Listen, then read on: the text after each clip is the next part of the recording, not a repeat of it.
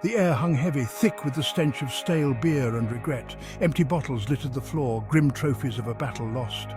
My heart pounded a frantic rhythm against my ribs, a drumbeat of despair. Loneliness, vast and suffocating, pressed in on me. I was adrift in a sea of my own making, the waves of addiction crashing over me, pulling me further from the shore. Each day blurred into the next, a monotonous cycle of craving and consumption. The substance that had once promised escape now held me captive. My body, once strong and vibrant, was now a temple desecrated. My mind, once sharp and clear, was shrouded in a fog of addiction. The laughter and joy that had once filled my life were distant memories replaced by a hollow ache. I'd alienated friends and family, pushing away anyone who dared to offer help. Their words of concern fell on deaf ears, drowned out by the insidious whispers of addiction. I was trapped in a prison of my own design, the bars forged from shame and denial.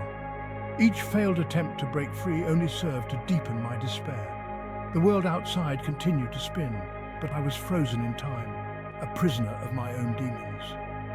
How had I fallen so far? The question echoed through the emptiness of my existence, a constant reminder of the life I had squandered.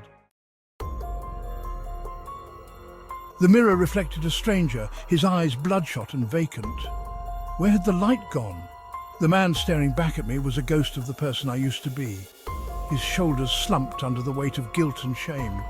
I hated him. I hated what I had become. Each morning began with the same agonizing struggle, the desperate craving warring with the fading embers of my conscience. The promises I made to myself the night before, shattered by the harsh reality of addiction.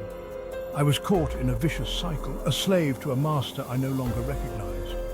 Sleep offered no escape, haunted by nightmares that mirrored my waking hours.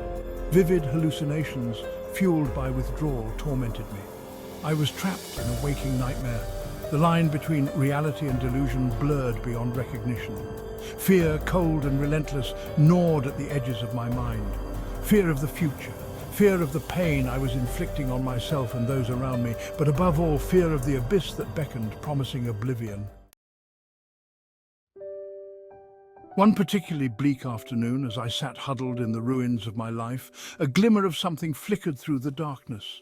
A memory, faint but persistent, surfaced from the depths of my despair. The memory of my grandmother, her eyes filled with love and faith. "God never gives up on you," she used to say. I'd always scoffed at her words, dismissing them as the ramblings of an old woman. But now, in the depths of my despair, they pierced through the fog of addiction like a beacon of hope. Could there be truth in her words? Could there be a way out of this self-inflicted hell? For the first time in what felt like an eternity, a flicker of hope ignited within me, the thought of a power greater than myself, a love that transcended my brokenness, was both terrifying and exhilarating. Could this be the lifeline I had been desperately searching for? I clung to that hope as a drowning man clings to a raft. It was a fragile thing, easily extinguished, but it was there, a tiny spark in the overwhelming darkness. Driven by a desperate yearning for something more, I stumbled into a local church. The warmth of the welcome, the genuine smiles, and the palpable sense of peace were like balm to my wounded soul. For the first time in a long time, I felt safe. I felt seen. The pastor's words resonated deep within me, speaking of forgiveness, redemption, and a love that knows no bounds. The message of hope, of second chances, ignited a spark of belief within me. Tears, hot and cleansing, streamed down my face as I surrendered to the overwhelming power of grace. I knelt at the altar, my heart heavy with remorse, yet light with a newfound hope.